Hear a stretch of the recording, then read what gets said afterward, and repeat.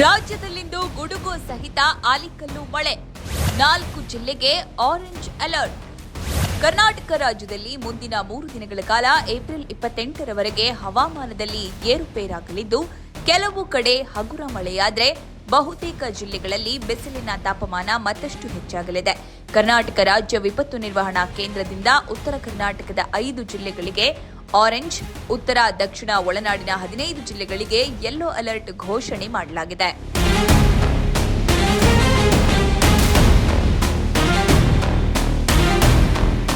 ಬೆಂಗಳೂರು ಹವಾಮಾನ ಕೇಂದ್ರದ ವಿಜ್ಞಾನಿ ಸಿಎಸ್ ಪಾಟೀಲ್ ಈ ಬಗ್ಗೆ ಮಾಹಿತಿ ನೀಡಿದ್ದಾರೆ. ಕರ್ನಾಟಕದ ಒಳನಾಡಿನಲ್ಲಿ ಸಮುದ್ರ ಮಟ್ಟದಿಂದ 0.9 ಕಿಲೋಮೀಟರ್ ಎತ್ತರದಲ್ಲಿ ಟ್ರಫ್ ಉಂಟಾಗಿದೆ.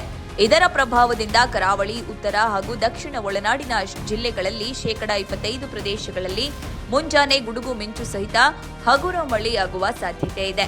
ಮಳೆಯ ಜೊತೆಗೆ ಗಂಟೆಗೆ 30 ರಿಂದ 40 ಕಿಲೋಮೀಟರ್ ವೇಗದಲ್ಲಿ ಬಿರುಗಾಳಿ ಬೀಸುವ ನಿರೀಕ್ಷೆ ಇದೆ ಎಂದು ತಿಳಿಸಿದ್ದಾರೆ.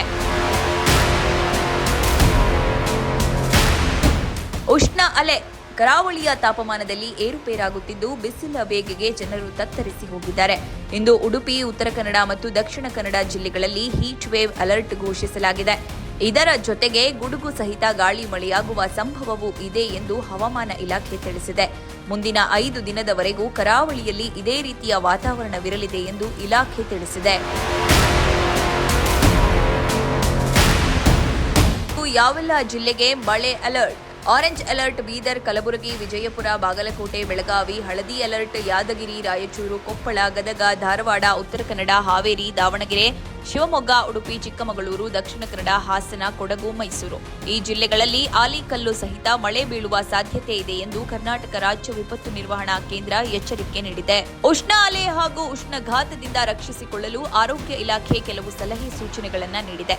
ಮಧ್ಯಾಹ್ನ 12 ರಿಂದ 4 ಗಂಟೆಯವರೆಗೆ ಸೂರ್ಯನ ಬೆಳಕಿಗೆ ನೇರ ಮೈಯೊಡ್ಡುವುದನ್ನು ಆದಷ್ಟು ತಪ್ಪಿಸಿ ನಿಯಮಿತವಾಗಿ ನೀರು ಕುಡಿಯಿರಿ. ಎಳನೀರು, ಮಜ್ಜಿಗೆ ಅಥವಾ ಮನೆಯಲ್ಲಿ ತಯಾರಿಸಿದ ಹಣ್ಣಿನ ರಸಗಳನ್ನು ಸೇವಿಸಿ. ತಿಳಿ ಬಣ್ಣದ ಸಡಿಲವಾದ ಹತ್ತಿ ಬಟ್ಟೆಗಳನ್ನು ಧರಿಸಿ. ಹೊರಗೆ ಹೋಗುವಾಗ ಛತ್ರಿ ಅಥವಾ ಟೋಪಿಯನ್ನು ಬಳಸಿ. ಕೆಫೀನ್ ಮತ್ತು ಹೆಚ್ಚಿನ ಸಕ್ಕರೆಯುಕ್ತ ಪಾನೀಯಗಳನ್ನು ಸೇವನೆ ಕಡಿಮೆ ಮಾಡಿ. ಇವು ದೇಹವನ್ನು ನಿರ್ಜಲೀಕರಣಗೊಳಿಸುತ್ತವೆ. ಉಷ್ಣಾಘಾತದಿಂದ ರಕ್ಷಣೆ ಹೇಗೆ? ಮುಂಬರುವ ದಿನಗಳಲ್ಲಿ ರಾಜ್ಯದೆಲ್ಲೆಡೆ ತಾಪಮಾನ ಇನ್ನಷ್ಟು ಹೆಚ್ಚಾಗುವ ಸಾಧ್ಯತೆ ಇರುವುದರಿಂದ ಮುನ್ನೆಚ್ಚರಿಕಾ ಕ್ರಮ ವಹಿಸುವಂತೆ ಹವಾಮಾನ ಇಲಾಖೆ ಸೂಚಿಸಿದೆ.